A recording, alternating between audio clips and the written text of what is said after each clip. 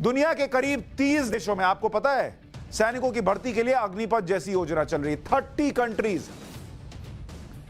ऐसा नहीं है कि इंडिया ने कुछ नया अजूबा ढूंढ दिया है। और बड़े बड़े सुपर पावर ऐसी अग्निपथ जैसी योजना चला रहे हैं जिसमें 4 साल या इससे भी कम समय के लिए सैनिकों की भर्ती होती है। सबसे पहले अमेरिका की बात करते हैं, जिसके पास दुनिया की सबसे ताकतवर सेना है। यहां सैनिकों की भर्ती 4 साल के लिए होती है। इसके बाद 4 साल के लिए रिजर्व ड्यूटी होती है। किसी युद्ध या इमरजेंसी की स्थिति में इन्हें ड्यूटी पर बुलाया जा सकता है।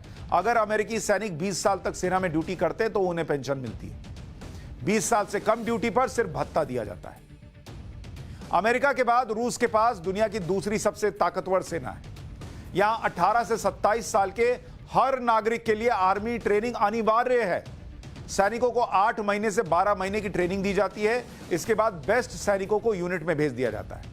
जो बच जाते हैं वो ट्रेनिंग खत्म के बाद सेना के बाहर दूसरे काम कर सकते हैं। युद्ध की स्थिति में ऐसे ट्रेंड सैनिकों को आर्मी यूनिट्स ड्यूटी पर बुला सकती है। भारत के पड़ोसी देश चीन, उसके पास दुनिया की सबसे बड़ी सेना है।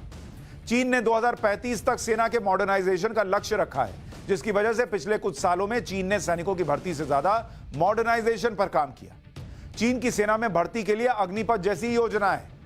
चीन की थल सेना में सैनिकों की भर्ती 3 साल के लिए होती है। नौसेना और वायुसेना में यह 4 साल की होती है। सैनिक ज्यादा से ज्यादा 12 साल तक सेना में सक्रिय सेवा दे सकते हैं। यूरोप में फ्रांस के पास सबसे ज्यादा सैनिक हैं।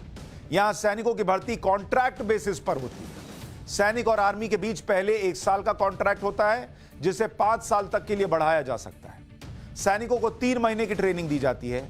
फ्रांस की आर्मी में कम से कम 19 साल सेवा देने वाले को ही पेंशन मिलती है। इजराइल एक और पावरफुल कंट्री, वहां आर्मी को दुनिया की सबसे स्मार्ट मिलिट्री यूनिट माना जाता है। यहां के हर नागरिक के लिए आर्मी में भर्ती होना अनिवार्य है। 1948 में इजराइल के आजाद होने के बाद से ही यह नियम लागू हो चुका है। पुरुषों को 3 साल और महिलाओं को 2 साल सेना में ड्यूटी करनी ही पड़ती है। 3 साल और 2 साल की ड्यूटी करने के बाद करीब 10% सैनिकों का यूनिट्स में सिलेक्शन होता है। मात्र 10%। जो सैनिक आगे के लिए सेलेक्ट होते हैं उनके साथ ज्यादा से ज्यादा 7 साल का कॉन्ट्रैक्ट होता है। 12 साल तक इजरायली सेना में काम करने वालों को पेंशन भी दी जाती है।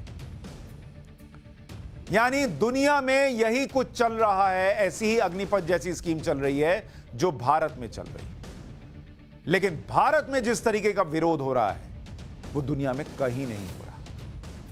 अग्निपथ को लेकर जो जानकारियां हैं वो आपको लगातार दे रहा हूं। उसके बाद भी कोई चिंता है, कोई वजह बचती है, हमसे संपर्क कीजिए, हम मुद्दा उठाएंगे। नहीं रहे सरकार से सीधे बात कीजिए, नहीं है कोर्ट चले जाइए। लेकिन जो लोग इस देश में आग लगाना चाहते हैं, आग लगाने मरने मारने के लिए आपको भड़का रहे हैं, उनसे दूर रहिए, क्योंकि वो आपके छात्रों के कंधे पर बंदूक रखकर देश पर चला रहे हैं, अपनी पॉलिटिक्स चमका रहे हैं। सैनिक आग नहीं लगाता, सैनिक आग बुझाता है। ये याद रखिए।